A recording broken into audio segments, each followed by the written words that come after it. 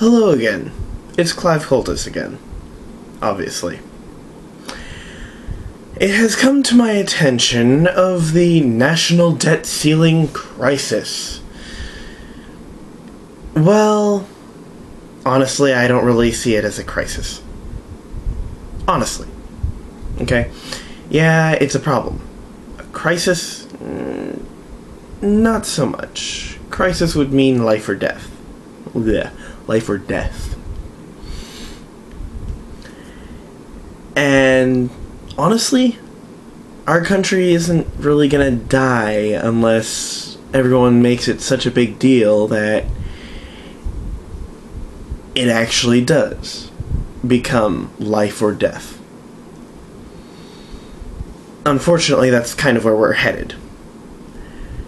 But it's just like, it's similar to how people are going off the deep end from, were going off the deep end about the whole issue with Tiger Woods and his marital relations. Okay? People are overreacting. Truth. Okay? You don't believe me? Okay. I'll make sure to post some interviews with other people. We shall see what the public thinks. Anyways, until then, I'm sticking with that.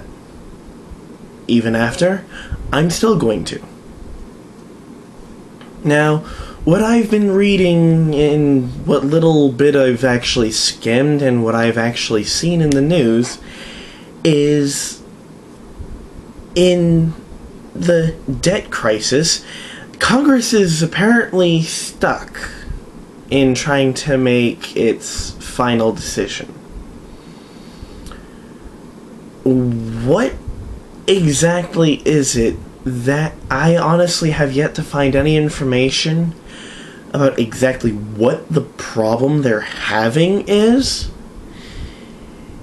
As far as I've actually gotten at for all the information, someone is trying to raise the debt ceiling to, as it's called, by $3 trillion? If I'm right, that basically means every bit of gold that we have in this country that our money is based off of is now debt that needs to be paid off. Thus making everyone who is in the lower tiers, or people who don't even have money, basically having the problem of, we need to find some way of getting out of this debt. Thus, the government is basically pushing all of the debt of the nation, instead of paying it off itself, considering they're actually the ones who brought about the debt, honestly. If you think about it, it'll eventually come to you. Trust me, I know everyone can figure it out. But they're the ones who brought it upon the country. And they're just trying to get us to pay it off if they raise the ceiling. If they don't raise the ceiling, though, they're going to be making budget cuts, which in turn, again, pushes what they've done onto us. Here's an example. They cut budgets. In turn, the states cut budgets. That way, it's not as heavy. Well, then you have to think of the regional areas of each state. Or trying to remember the name, or the specific word for it. And sadly, it will not come to me. But regardless, the regional areas will thus have to make budget cuts. And then the cities will have to make budget cuts, which will in turn wind up reaching us.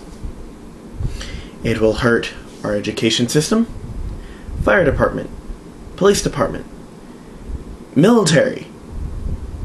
Yeah, list goes on. Honestly, I don't even know all the different areas that it will affect, but, and this is coming from a 19-year-old, okay?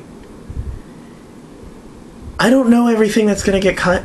I just know everyone is going to be screwed regardless of what the government comes up with, because the debt in effect is going to fall on us.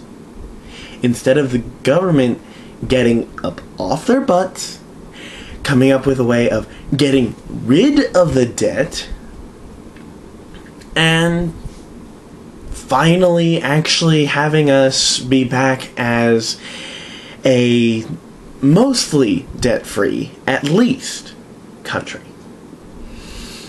Causes of debt? Well, people don't spend their money. So other places boost their prices, making people spend less money. See the chain of problems? Please? I hope. If not, maybe you should read a little more on the internet. I've been reading a lot of stuff, and apparently there are some places that are planning on banning certain games, which are just going to increase the want of those games. Then there's the fact that there are some places that are no longer selling items, and then tanking. Borders comes to mind. They apparently did not keep up with the technology, and when things came around, people got so lazy that they just said, okay, screw it, we're just gonna go ahead and keep up with technology. Nowadays we can just buy stuff off Kindle. Unless you're someone who doesn't own a Kindle. Or someone can buy it off of Amazon.com. Unless they don't buy stuff on the internet. Technology is kind of screwing the people who don't exactly use that stuff.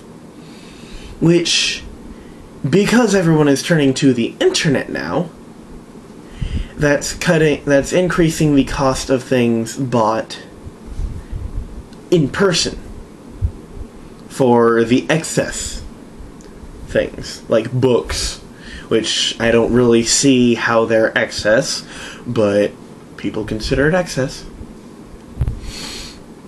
And then you've also got stuff like TVs. Last I checked, in order for people to actually be watching the news, they need to be able to actually watch TV. Well, prices in person are skyrocketing. Prices online, as far as I know, they're going down.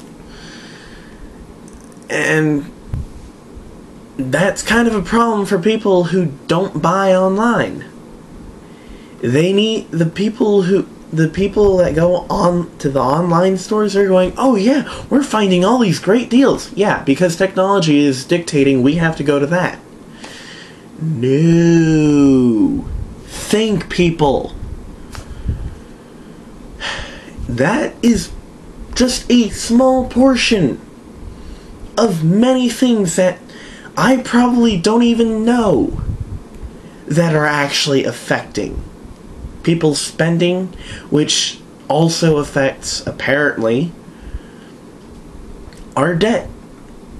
So, think about it, people. Okay? Think about it. Talk to the people who make the decisions for this country. Please. Some of them, and I'm telling you this straight up because it's the truth, some of them are not as smart as they seem. Okay? People say, take a look at Bush. Don't take a look at Bush. Take a look at the people that came in during Bush's presidency. And on that, I'm gonna leave Because if you don't think that I'm telling the truth, why don't you look it up? Screw you. Have a nice day.